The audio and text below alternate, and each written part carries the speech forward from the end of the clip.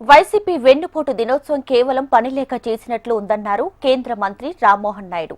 AP ప్రజలు చాలా సంతోషంగా ఉన్నారని చెప్పారు. అసలు జరగవు అని అనుకున్న అనేక కార్యక్రమాలు కూటమి ప్రభుత్వంలో నెరవేరాయని చెప్పారు. కేంద్రం సహకారంతో Amaravati, Polavaram, railway zone, steel plant వంటివి చేసి చూపిస్తున్నామన్నారు. వైసీపీకి ఆనాడే ప్రజలు వెన్ను విరిచారని, అందుకే 11 సీట్లకు పరిమితం చేశారన్నారు. ఇలాంటి కార్యక్రమాలే చేస్తూ వెళ్తే 11లో 1 తీసేసి 1 స్థానానికి పరిమితం చేస్తారని రామ్మోహన్ నాయుడు చెప్పారు.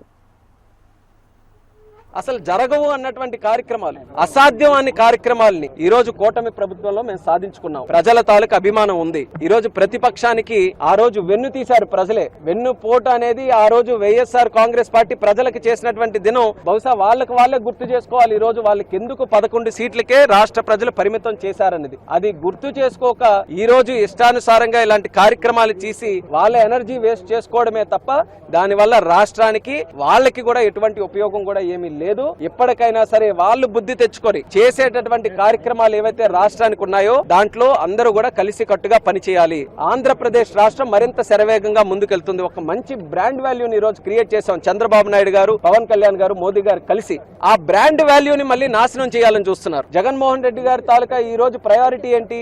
పెట్టుబడులు ఏవి రాకూడదు, శాంతి భద్రతలు అసలు సరిగ్గా ఉండకూడదు. రాష్ట్రంలో ఏదో ఒక కార్యక్రమాన్ని మనం విమర్శిస్తూ అసలు ఏదో జరిగిపోతుంది అన్నటువంటి మాయాజాలం ఒకటి రాష్ట్రంలో సృష్టించాలి. మీరు గత సంవత్సరంలో జరిగినటువంటి ప్రోగ్రామ్స్ తీసుకోండి, అన్ని ఈ కేటగిరీలో వచ్చినవి తప్ప కన్స్ట్రక్టివ్ గా రాష్ట్రానికి మంచి చేసే ప్రోగ్రామ్ ఒక్కటి కూడా ఇన్వాల్వ్ అయ్యి లేదు. నా సూచన ఏంటంటే ఇలాగా ఇచ్చేస్తే 150లో 5 తీసి 11 చేశారు. 151లో ఈ 11లో 1 తీసి 1 చేస్తారు. అది